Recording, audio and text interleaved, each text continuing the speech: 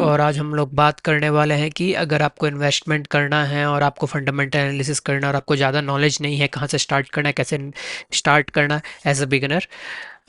ये है part 3 series का, ये होगा पार्ट 3 थर्ड वीडियो। और मैंने आप पहला 2 वीडियो आप जाके चेक कर सकते हो सीरीज़ में, कैसे एक तो कैसे मैजिक फार्मूला यूज़ करके इन्वेस्टमेंट करना और दूसरा कैसे मैंने एआई यूज़ करके एक इन्वेस्टमेंट स्ट्रेटजी बनाया था। वो पहला पार्ट, 2 पार्ट में मैंने वीडियोस बनाए थे।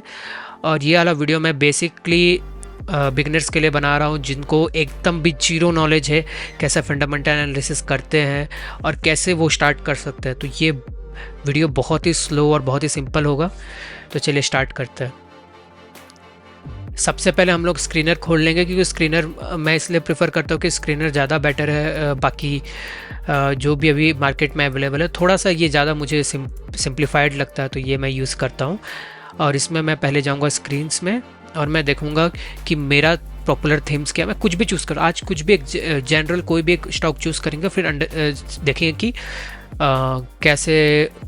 कैसा उसका फंडामेंटल है। तो यहाँ पे आप देख सकते हो, यहाँ पे सेक्टर सारे मेंशन किए हुए। आप यहाँ सेक्टर वाइज भी आप अपना सेलेक्ट कर सकते हो स्टॉक्स, जैसे आईटी हो गया, पैकेजिंग हो गया, शुगर हो गया, टेलीकॉम हो गया, या फिर आप ऐसे थीम्स बेस्ड देख सकते हो जो ऑलरेडी किसी ने बना के रखा हो, जैसे लो on 10 year average earning, FI buying, या फिर popular formulas, magic formula, coffee can portfolio, या फिर हाँ प्राइस वॉल्यूम, क्वार्टरली रिजल्ट के ऊपर जिसने पोर्टफोलियो बनाया है, या फिर वैल्यूएशन के बीच जैसे हाईएस्ट डिविडेंड ईयर से शेयर से इस पे जिसको इन्वेस्ट करना है, जिनका मेन गोल अगर डिविडेंड ही लेना है मंथली ईयरली, तो उनके लिए ये अच्छा है। तो ये सब प्री बिल्ड एक टेम्पलेट पे बनाया हुआ है, तो आप इसको भी देख सकते हो या फिर खुद से आके सर्च कर सकते हो, अपना एक खुद का एक सेटअप बना के खुद का एक पोर्टफोलियो क्रिएट कर सकते हो। तो चलिए हम लोग कोई एक रैंडम एक सेक्टर ले लेते हैं, जैसे कि मान के चलिए मैं प्रेफर करूँगा आप वही सेक्टर लीजिए जिसका मार्केट आपको समझ में आता है, जिसमें आपको इंटरेस्ट है। जैसे मान लीजिए मुझे आईटी का नॉलेज है, तो मैं आईटी में चला जाता हूँ, ठीक है, आईटी सॉफ्टवेयर में, ठीक है। तो अभी आईटी और सॉफ्टवेयर कंपनीज के अंदर में आप देख सकते हो कि इतने सारे हैं, और ये लाइन से यहाँ से आप इसको नेक्स्ट जा सकते हो। और फिर ये यहाँ पे रिजल्ट एक पेज में कितना रिजल्ट है, मान लीजिए आपको 50 रिजल्ट एक पेज में चाहिए, तो आप उसके हिसाब से इसको कर सकते हो, ठीक है। तो यहाँ पे उसका नंबर दिया हुआ है, यहाँ पे उस कंपनी का नाम है, यहाँ पे उसका वैल्यू है, करंट वैल्यू है जिस पर आप स्टॉक बाई और सेल कर सकते हो। यहाँ पे उसका प्रॉफिट और पी रेशियो है, प्रॉफिट और earning, sorry price on earning ratio है। ये आपका मार्केट कैपिटलाइजेशन है, कितना बड़ा मार्केट है, ये कितना डिविडेंड यील्ड कर रहा है, यहाँ पे देख सकते हो 3 रुपया या फिर 1 रुपया जो भी है। इसका नेट क्वार्टर प्रॉफिट क्या है ये आपका दिखा रहा है, क्वार्टरली प्रॉफिट क्या है, सेल्स क्वार्टर ये क्या है, क्वार्टरली सेल्स क्या है, और फिर रिटर्न ऑन लाइक आरओसी जो है आपका रिटर्न ऑन कैपिटल एम्प्लॉयड, उसका क्या परसेंटेज है। अगर रिटर्न ऑन कैपिटल एम्प्लॉयड ज़्यादा है मतलब कि आपका स्टॉक अच्छा है फंडामेंटली। यहाँ से भी आप एक फ़िल्टर आउट कर सकते हो। तो यहाँ पे सबसे बढ़िया मुझे स्टॉक दिख रहा है टीसीएस का, पर हम लोग टीसीएस नहीं देखिए कि ऑब्वियसली बात है टीसीएस अच्छा कर रही है स्टॉक मार्केट में। हम लोग एक रैंडम स्टॉक खोजते हैं, जैसे कि मान लीजिए मैं देखता हूँ नेक्स्ट में, ठीक है चलिए मैं सुबेक्स देख लेता हूँ, ठीक है। सुबेक्स मुझे पता है कि एक टेलीकॉम इंटेलिजेंस कंपनी है, ये टेलीकॉम कंपनीज के लिए सॉफ्टवेयर प्रोवाइड करती है, मुझे इसके बारे में पता है। और ये देखिए यहाँ पे क्या लिखा हो, which is space digital trust, ठीक है। यहाँ पे देखिए प्राइवेसी सिक्योरिटी रिस्क मिटिगेशन, यहाँ पे आप पहला चीज़ आपको आके ये पढ़ना पड़ेगा। यहाँ पे देखिए पहले कंपनी के बारे में थोड़ा नॉलेज ले लीजिए, ठीक है। Focusing on products communication service के लिए, टेलीकॉम कम्युनिकेशन सर्विसेज के लिए ये डाटा सॉफ्टवेयर बनाती है जो कि उनके डेटा को प्रोसेस करता है, फिर उनके लिए रिजल्ट और डैशबोर्ड क्रिएट करता है, जिससे उनको पता चलता है कि फ्रॉडुलेंट एक्टिविटीज़ कितने हो रहे हैं या फिर कितना उनका रेवेन्यू जनरेट हो रहा है। इस बेसिस पर उन लोग सॉफ्टवेयर डेवलप करते हैं। देखिए यहाँ पे लिखा हुआ है revenue assurance, network analytics, fraud management, identity analytics. तो ये सब एक सेटअप एक सॉफ्टवेयर डेवलप कर रहे हैं जो ये सब प्रोवाइड करती है। और ये कब स्टार्ट हुआ था, 1990s में, देखिए। और यहाँ पे देखिए यहाँ पर मेंशन किया हुआ था downfall started of the acquisition of Syndesis as they change their acquisition strategy from acquiring companies through stocks using cash of amount of 165 million. तो सुबेक्स का क्या इशू होना लग गया कि जब वो एक्वायर करने लग गया तो कंपनीज, और वो उसके लिए अपना स्टॉक्स को यूज़ करने लगे, जिसकी वजह से उनका स्टॉक डाइल्यूट होने लग गया। उसकी वजह से मार्केट को थोड़ा सा पैनिक में चला गया कि उनको लगा कि हाँ, स्टॉक अगर उन लोग अपना डाइल्यूट करें तो हो सकता है कंपनी में कुछ इशू है। तो जब कंपनी स्टॉक डाइल्यूट करते है दो चीज़ होता है, या तो कंपनी उसको बेच के अपना कैपिटल रेस करती है, जिससे वो कंपनीज में नए कंपनी एक्वायर करती है, या फिर एम्प्लॉयज़ हायर करती है, या फिर एक नया वर्टिकल स्टार्ट करती है। तो इस पे बेस्ड होता है। अब ये रेवेन्यू स्प्लिट कैसा है देखिए यहाँ पे Q1 मतलब Q1 फाइनेंशियल ईयर 23 के लिए आप देखिए क्या क्या रेवेन्यू स्प्लिट कैसे किया हुआ। मैनेज सर्विसेज में 28% है, सपोर्ट सर्विसेज और अदर्स में 31%, इम्प्लीमेंटेशन कस्टमाइजेशन लाइसेंसिंग में मतलब प्रोडक्ट के लाइसेंसिंग में 41% है। ठीक है, सपोर्ट से इनको 31% मिल रहा है। मैनेज सर्विसेज में ऑलरेडी जो इनका डिप्लॉयड सर्विसेज है उस पर इनको 28% मिल रहा है।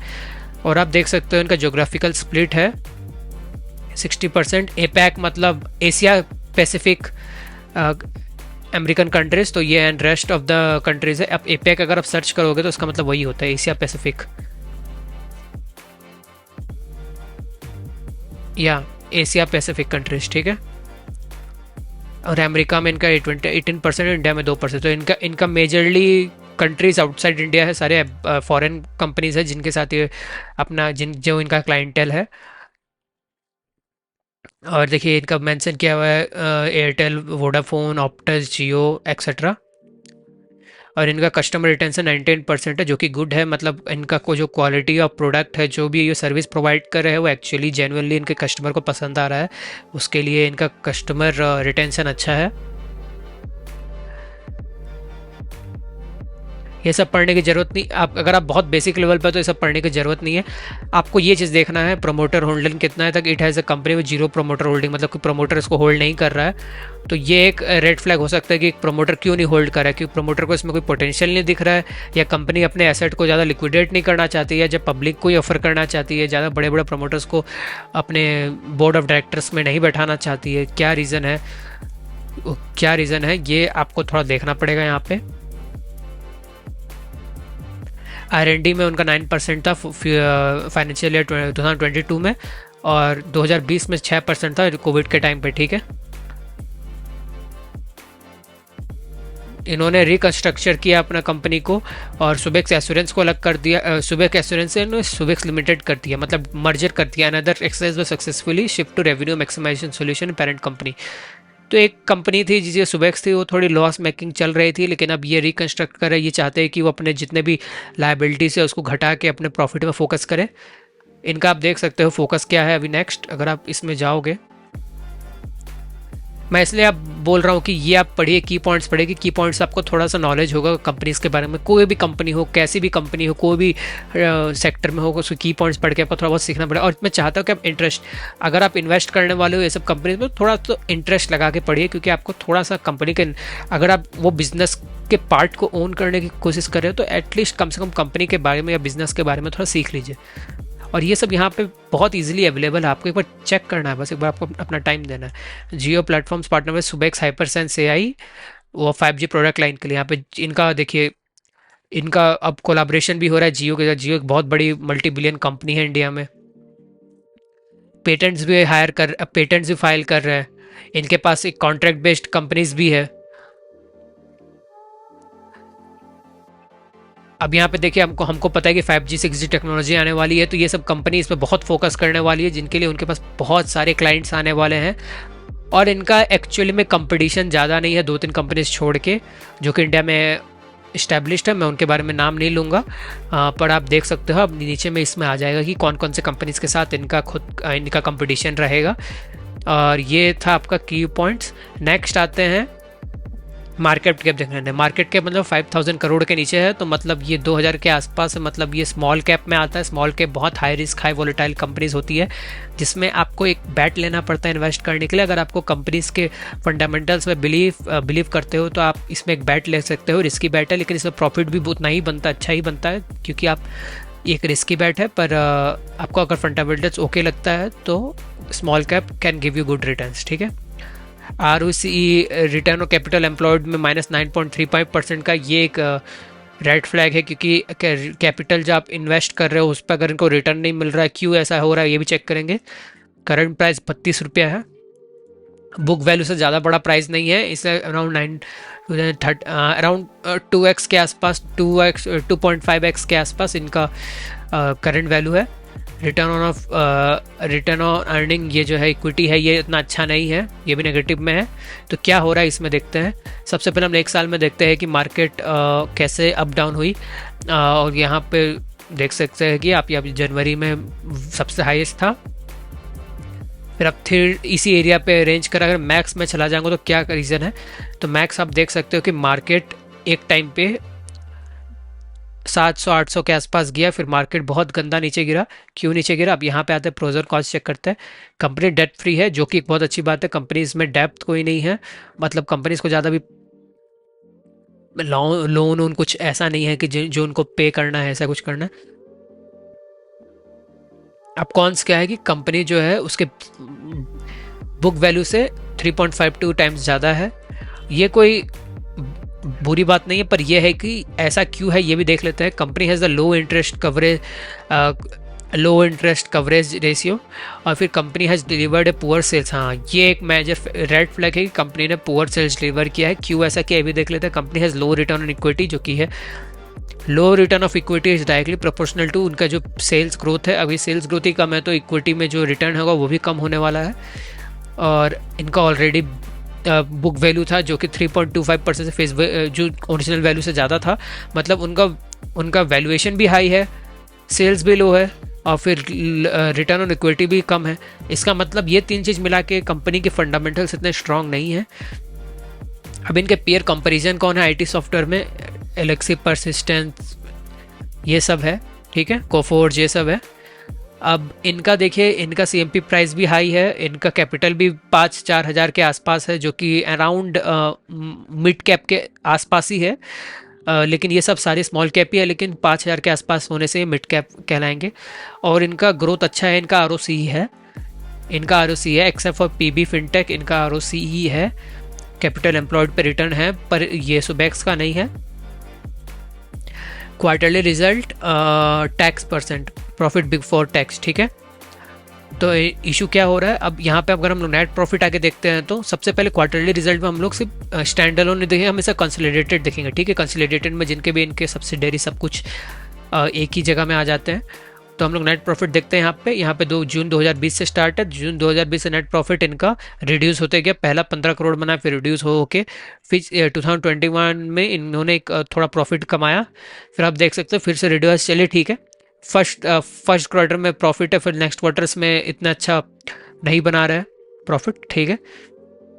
अब फिर आप देख सकते हो रिड्यूस हो रहा है, और फिर एक बार में 1 करोड़ का पूरा टर्नओवर किया तो पूरे ये इस टाइम पे, और उसके बाद देख सकते हो नेगेटिव में चला गया। नेगेटिव में जाना मतलब ये मार्च 2023 में कंपनी ने पूरा नेगेटिव प्रॉफिट दिया है, और जो कि ओवरऑल जो आप देख सकते हैं इसने रिड्यूस किया, मतलब वो आप प्रॉफिटेबल बनने की कोशिश कर रहे हैं। तो आप देख सकते हो कि यहाँ पे आपको -19 दिख रहा है, पर आपको ये भी देखना पड़ेगा कि कंपनी का उसके प्रीवियस जो लॉस था उसमें उससे तो कम है ये जो -19 है। तो प्रीवियस जो लॉस था -47 था, यहाँ पे -19 है। इसका मतलब एक कंपनी कोशिश कर रही है अपने प्रॉफिटेबल होने के लिए, मतलब उनका जो रीस्ट्रक्चरिंग है जो भी वो कर रही है कंपनी के अंदर, वो प्रॉफिटेबल बनने के लिए कर रही है, ठीक है। अब यहाँ पे प्रॉफिट और लॉस देख लेते हैं, ये कंसोलिडेटेड है, ठीक है। ये क्वार्टरली रिजल्ट है, या प्रॉफिट और लॉस देख लेते हैं ओवरऑल, ठीक है। नेट प्रॉफिट यहाँ पे जाते हैं, ऑपरेटिंग प्रॉफिट आप देख सकते हो, ये सब देख सकते हो, पर इतना कोई मैटर नहीं करता है क्योंकि आप एकदम बिगिनर हो तो आपको ये सब देखना चाहिए। नेट प्रॉफिट में ही फोकस करिए। नेट प्रॉफिट देखिए यहाँ पे 32 करोड़ का है, यहाँ पे -60 मैंने इन्होंने लॉस बनाना स्टार्ट किया था, यहाँ पे -10, फिर ये आते यहाँ पे मार्च 2020 में बहुत बड़ा लॉस हुआ था कि कोविड का टाइम था, मुझे पता नहीं क्या हुआ, मेरे ख्याल से या तो कंपनी लॉस में थी या तो उससे स्टॉक्स की वैल्यू नीचे गिर गई थी, जो भी रीज़न था, -269 करोड़ का लॉस था। उसके बाद उन्होंने थोड़ा थोड़ा करके रिकवर करना स्टार्ट किया। अब ये ओवरऑल फिर से लॉस में ही है। 2000 ये आप देख सकते हो TTM में, मतलब ट्रेलिंग मंथ में आप देख सकते हो मार्च 2023 में -57 का, तो नेट ही इनका -76 है, जो कि बहुत बड़ा रेड फ्लैग है। ये कंपनी नेगेटिव टर्नओवर दे रही है, सेल्स ग्रोथ ही इनका नेगेटिव चल रहा है, -9, -3, -1। और इसमें इन्होंने इसमें जिसने भी इन्वेस्ट किया था उनको नेगेटिव रिटर्न्स है, मतलब उनके स्टॉक्स के वैल्यू नीचे गिर गया और उनको लॉस हुआ होगा इस कंपनी में। बैलेंस शीट अगर देखोगे तो इनका टोटल एसेट्स कितने हैं, अगर आप शेयर कैपिटल पे जाओगे तो शेयर कैपिटल में देख सकते हो यहाँ पे ओवरऑल 281 करोड़ का है, रिजर्व्स में इतना कितना है 241 का है, और बोरिंग्स कितना कंपनी ने लोन लिया हुआ है, तो आप देख सकते हो कि मार्च 2023 में 33 करोड़ से लोन लिया था। और फिर इनका जो लेसर लीज लायबिलिटी, मतलब किसी को लीज दे के रखा है उस चीज़ में, तो उनका 33 करोड़ से। और अदर बोरोइंग्स में इनका जीरो है, मतलब ये अभी बोरोइंग्स कुछ करके नहीं रखे हैं, प्रॉब्ली फॉर रिड्यूसिंग द मतलब नेट प्रॉफिट इंक्रीज करने के लिए अपने लाइबिलिटीज़ को कम कर रहे हैं। और अदर नेट लाइबिलिटीज़ में इनका 140 करोड़ का भी मार्च 2023 में ओवरऑल है, ठीक है।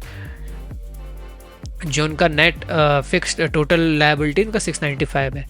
और मैं बता दूं कि बैलेंस शीट में जो लायबिलिटी होता है वो एसेट प्लस जो इनका ऑपरेटिंग प्रॉफिट होता है, मार्जिन होता है, जो भी होता है एसेट प्लस होता है, ठीक है।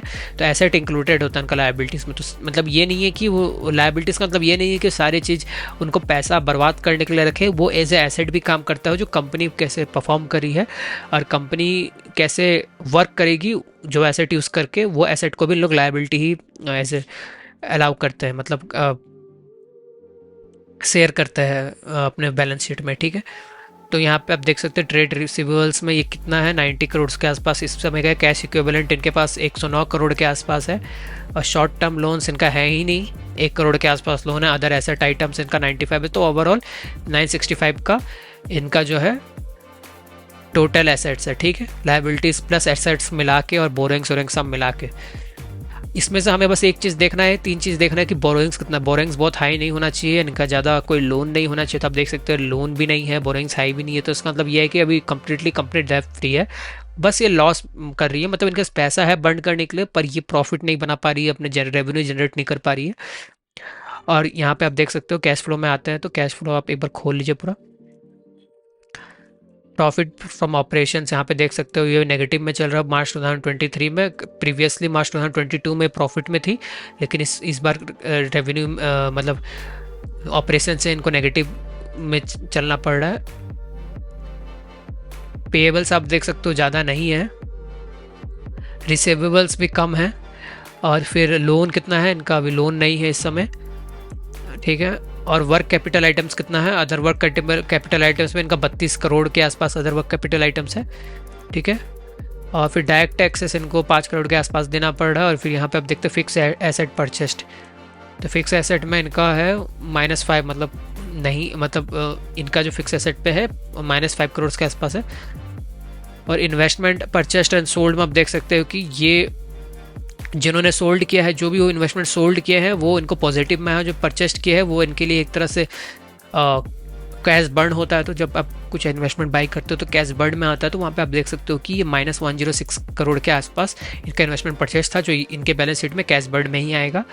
और फिर यहाँ पे अदर इन्वेस्टिंग और कहीं इन्होंने इन्वेस्ट नहीं किया, एक जगह में -31 करोड़ के आसपास कहीं पे इन्वेस्ट किया है, ठीक है। इन्वेस्टिंग करना कोई बुरी बात नहीं है, इन्वेस्ट करते हैं कंपनीज अपने कंपनीज के ग्रोथ के लिए, तो ये कोई रेड फ्लैग हम लोग नहीं मानते हैं इसको, ठीक है। कैश फ्रॉम फाइनेंशियल एक्टिविटी हम लोग देखते हैं कैश कहाँ से आ रहा है इनका फाइनेंसिंग के लिए, ठीक है। इनका फाइनेंसिंग एक्टिविटी से कैश कहाँ से आ रहा है, ठीक है। प्रोसीड्स फ्रॉम शेयर्स, ठीक है, -7 करोड़ के आसपास है। प्रोसेस फॉर शेयर्स, बोरोइंग से कितना आ रहा है, नहीं है। इंटरेस्ट पेड इन फाइनेंस, ठीक है, ज़्यादा बड़ा नहीं है। फाइनेंशियल लायबिलिटीज़ भी ज़्यादा नहीं है, -5.2 करोड़ के आसपास है। तो इनका net cash flow overall negative में चल रहा है, ठीक है। आप यहाँ पे देख सकते हैं बहुत हाई था 2022 में, तो ये अभी थोड़ा प्रॉफिटेबल बनने की कोशिश कर रहा है, तो इसीलिए इनका जो नेट प्रॉफिट है स्टिल कैश बर्न में है। पर ये तब भी प्रीवियस ईयर के बर्डन से इन्होंने अपना जो प्रॉफिट इंक्रीज किया है, इसके वजह से 58 से और 33 में गए, ठीक है। अब डेप्टर डेज क्या होता है कि कितना दिन में आप अपना डेप्ट को पे कर रहे हो, और फिर आप देख सकते हो कि यहाँ पे 118 दिन है यहाँ पे, मतलब ये इंक्रीज़ हुआ है, और इंक्रीज़ होना थोड़ी सी रेड फ्लैग है, ठीक है। कैश कन्वर्सन साइकिल है, मतलब जो आपके पास एसेट है उससे आप जो भी बना रहे हो उस पर आप क्लाइंट से कितना दिन में आप अपना पैसा वापस निकाल पा रहे हो। तो यहाँ पे आप देख सकते हो कि इनको 118 दिन लग रहा है उसको निकालने के लिए, 106 से पहले जल्दी निकल रहा था। ये कैश कन्वर्सन साइकिल दो चीज़ें बताती है, तो कंपनी मैनेजमेंट में ठीक से काम नहीं कर पा रही है, ठीक से अपना पैसा निकाल नहीं पा रही है, या फिर क्लाइंट डिले कर रहा है, जो भी रीज़न है। पर अगर कैश नहीं आता है तो कंपनी उसको इस क्वार्टरली, अगर कैश निकालने में देरी हो रहा है, मतलब पैसा निकलने में देरी हो रहा है, तो कंपनी उसको प्रॉफिट की तरह दिखा नहीं सकती है। और जब कंपनी प्रॉफिट की तरह दिखाएगी नहीं तो वो ओवरऑल नेट प्रॉफिट में उसका बैड मतलब इम्पैक्ट अच्छा नहीं रहेगा, ठीक है। रिटर्न और कैपिटल एम्प्लॉयड में अब देखिए -9% है, ये थोड़ा सा क्लियर नहीं है क्यों ऐसा -9% है। और इसका रीज़न यही है कि यहाँ पे आप देख सकते हो ओवरऑल इनका नेट कैश तो अभी कम था, और फिर इनके एसेट और इनके लायबिलिटीज़ भी है, मतलब है इतने भी नहीं लेकिन है थोड़े बहुत, और फिर यहाँ पे जिनका प्रॉफिट नेट प्रॉफिट है वो भी नेगेटिव है। तो ये सारे कुछ मिला के इनका एम्प्लॉय ROCE भी नेगेटिव में ही चला गया है, क्योंकि सब चीज़ें थोड़ी थोड़ी करके ओवरऑल ईच पर्टिकुलर पैरामीटर को इफेक्ट करती है, ठीक है। तो क्या मैं इस कंपनी में इन्वेस्ट करूंगा? शेयर होल्ड पैटर्न्स देख लेते हैं। ये फॉरेन इन्वेस्टमेंट कितना है, फॉरेन इन्वेस्टमेंट 0.84 है, डोमेस्टिक इन्वेस्टमेंट क्या है, तो ये प्रोमोटर्स इसमें है ही नहीं, ना के बराबर प्रोमोटर्स है। पब्लिक ही 97% है, और ये सबसे बड़ा रेड फ्लैग है। इतना सारा पैसा, इतना सारा होल्डिंग्स पब्लिक्स को देना नहीं चाहिए, कि पब्लिक और कंपनीज कोशिश नहीं करेगी, क्योंकि अब कंपनी अगर या तो हो सकता है पब्लिक से बाई बैक करे कैश इस स्टॉक्स को, पर उसके उनके लिए अब यही ऑप्शन है कि उस स्टॉक्स को बाय बैक करके रीगेन करें, स्टॉक स्टेबल। जब पब्लिक के हाथ में स्टॉक प्राइस आ जाता है, जब 97% पब्लिक के होल्डिंग्स में हो जाता है, तो कोई ना कोई बड़ा, जो भी बड़ा प्लेयर होगा इसको रीक कर सकता है, इस पे पंप कर सकता है, पंप करके डंप कर देगा, वैसा होता है। तो पब्लिक इसके साथ खेल सकती है, तो सबसे बड़ा इशू ये है। तो अगर कंपनी इतना ज़्यादा होल्डिंग पब्लिक को दे रही है, तो कंपनी मतलब मोस्टली अपने जितने भी कैश रिजर्व्स थे, जितने भी इक्विटी थे, सबको इन्होंने डाइल्यूट कर लिया कंपनी को रन करने के लिए, और सबसे बड़ा रेड फ्लैग है। और यहाँ पे कोई भी प्रमोटर, डोमेस्टिक और इंटरनेशनल प्रमोटर्स ने इन्वेस्ट नहीं किया है। तो जब उन्होंने नहीं किया तो क्यों नहीं किया? क्योंकि उनका फंडामेंटली कंपनी स्टेबल नहीं है, फंडामेंटली कंपनी बहुत लॉस में है, और क्या ग्रोथ है, भले ही फ्यूचर में इनको लग रहा है ग्रोथ, पर अगर आप कंपनी अपना ही कंपनी पब्लिक के हैंड पे छोड़ देते हो पूरा का पूरा, तो एक डाउट रहता है कि कंपनी में इनको अपने ही कंपनी में कितना भरोसा है। मतलब जिनको भी पैसा कमाना था उन्होंने पैसा कमा के निकल गए, ठीक है।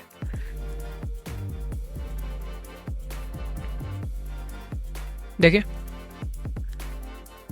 एक और चीज देख लेते हैं, कॉर्पोरेट एक्शन में आके चेक कर लेते हैं। यहाँ पे देखिए 2020 में क्या हुआ था। As per the scheme the issued subscribed and paid up share capital of the company stand reduce to, देखिए इनका जो कंपनी का जो कैपिटल है वो भी डिक्रीज हो गया, face value from 10 rupees to 5 rupees each. इन्होंने ईसॉप स्कीम इशू किया था, ईसॉप्स को इशू किया था। डिविडेंड भी इनका बहुत कमज़ोर है, पहले 1 रुपया देते भी तो इनका डिविडेंड भी कमज़ोर है, बोनस भी नहीं है इनका। तो क्या ये कंपनी में मैं इन्वेस्ट करूँगा? फंडामेंटली नहीं, fundamentally everything is wrong with this company. भले ही ये डेप्थ फ्री हो, पर ये डेप्थ फ्री किस लिए है? कंपनी को बस रन करने के लिए, या फिर इनके जो प्रोमोटर्स थे, जो होल्डर्स थे, जितने भी कंपनी के मालिक थे, सबने अपना अपना पैसा एग्जिट कर, पब्लिक को बेच के एग्जिट कर लिया, और अब ये कंपनी पे भरोसा नहीं करते। क्या रीज़न है? भले ही कंपनी अभी भी रन कर रही है, पर क्या ये कंपनी फ्यूचर में ग्रोथ कर सकती है? अभी फिलहाल के लिए बस एक ही ये प्रोन है कि कंपनी डेप्थ फ्री है। अगर आपको इस पे बैट करना है तो आपको ये 3 चीज़ देखना पड़ेगा कि इनका पहले तो ग्रोथ ही कमज़ोर है, और इनका रिटर्न ऑन इक्विटी भी कम है, और इनका जो ये फेस वैल्यू है 3.52 टाइम्स है। कुछ जो ग्रीन फ्लैग्स है वो यही है कि यहाँ पे आप देख सकते हो कि इन्होंने अपना जो नेट कैश फ्लो है, कैश बर्न कम कर दिया है। कैश बर्न कम करने का मतलब ये नहीं कि प्रॉफिट बना रहे, इसका मतलब ये भी है कि ये अपने एम्प्लॉयज़ को निकाल रहे हैं, उन एम्प्लॉयज़ को टर्मिनेट कर रहे हैं, या फिर एसेट्स बेच रहे हैं, कुछ भी हो सकता है, ठीक है। यहाँ भी आप देख सकते हो कि यहाँ पे भी इनका negative cash flow negative cash flow बढ़ गया है। आप यहाँ पे देख सकते हो क्वार्टरली रिजल्ट में ये थोड़ा सा इम्प्रूव किया, अभी इम्प्रूव कैसे भी किए हों, पर अगर ये प्रॉफिटेबल बनना चाहते हैं तो इनको अभी बहुत मेहनत करना पड़ेगा इस कंपनी को। और अगर 10 ईयर ग्रोथ भी देखें तो कुछ नहीं है। बेसिकली ये कंपनी 2013 से है भाई, 2013 में भी, तब भी ये जाके 2022 में थोड़ा सा हाइक हुई थी, फिर अब नीचे गिर गई। अगर आपको बैट करना है इस कंपनी में तो सिंपल है कि ये आपका एकदम प्रॉबिलिटी में है कि अगर सिर्फ आप इस पे बैट करना चाहते हैं कि ये डेप्थ फ्री है, बाकी हर एक रेड फ्लैग को इग्नोर करोगे, तो आपको बस यही करना है कि आप 36 32 पे बाई करो करंट प्राइस में और 50 में निकल जाओ, 50 to 100 पे निकल जाओ। पर ये बहुत लंबा जर्नी होगा, अभी इसके लिए बहुत मुश्किल है बताना, क्योंकि यहाँ पे अभी 32 में है और इसका हाईएस्ट है 68 ना, तो 68 में आपको निकलना पड़ेगा या फिर एक 50 के आसपास आपको एग्जिट करना पड़ेगा, बहुत हाई क्वांटिटी में बाई करना पड़ेगा। हो सकता है फ्यूचर में जब इनका ग्रोथ एक्सपेंशन अच्छा हो, 5G 6G ये सब में उनको अच्छा क्लाइंटेल मिला और अपने आप को ये ठीक से रिसोर्सफुल बनाए, इनका मैनेजमेंट ठीक कर ले, सब ठीक कर ले, तो उसके बाद हो सकता है कंपनी राइज करे। पर ये टोटली आपका बैटिंग पे होगा, ये आपका टोटली आपके ऊपर होगा अगर आपको पैसा ये रिस्क लेना है तो। पर मेरे तरफ से ये फंडामेंटली पूरा अनस्टेबल है और ये फंडामेंटली फ्लॉड स्टॉक है, इस पर मैं बिल्कुल इन्वेस्ट नहीं करूँगा। अगर आपको ये वीडियो पसंद आया इन्वेस्टमेंट के बारे में तो लाइक कर दिए, शेयर कर लिए, सब्सक्राइब कर लीजिए। और अगर आपको डीमैट अकाउंट खोलना है तो लिंक डिस्क्रिप्शन में है, और अगर आपको ट्रेडिंग व्यू चेक करना है तो आप उसको भी चेक कर सकते हैं लिंक के थ्रू। और यह वीडियो इन्वेस्टमेंट से इसका पार्ट 3, कैसे फंडामेंटल एनालिसिस करना है एक स्टॉक का बिगिनर की तरह, ठीक है। और ये मैं नहीं बोलूँगा कि प्रॉपर्ली बिगिनर है आप, क्योंकि आपको बहुत कुछ मैंने बता दिया है स्टॉक्स में कैसे एनालिसिस करता है फंडामेंटली। और अगर आपको और भी जानकारी चाहिए फंडामेंटल स्टॉक्स के बारे में, कैसे लोन सैंक्शन होता है, कैसे उनका कैसे ग्रोथ होता है, ग्रोथ पे उन लोग लोन लेते हैं, लोन को कितना पे कर रहे हैं, वो पे कर रहे हैं जितना उतना उनका रिटर्न्स भी आ रहा है कि वो सब चीज़ के बारे में जानना है तो आप जाके जीरोधा का वार्सिटी चेक कर सकते हो, वहाँ पे बहुत चीज़ उन्होंने एक्सप्लेन किया है। पर अगर आपको वो नहीं चेक करना है, वो बहुत बेसिक लेवल पे है और वो बहुत सारे चीज़ें सिखा रहे हैं, पर अगर आपको वो चेक नहीं करना है तो this video is more than enough. इससे ज़्यादा आपको फंडामेंटल चेक करने कोई मतलब नहीं है, इसमें सारा चीज़ मैंने कैप्चर कर लिया है। और अगर कोई कुछ डाउट है, कोई भी अलग वीडियो चाहिए जिसमें आपको और कोई जानकारी चाहिए तो आप मुझे कमेंट में लिख के भेज सकते हो, ठीक है। थैंक्स फॉर वॉचिंग, जय हिंद।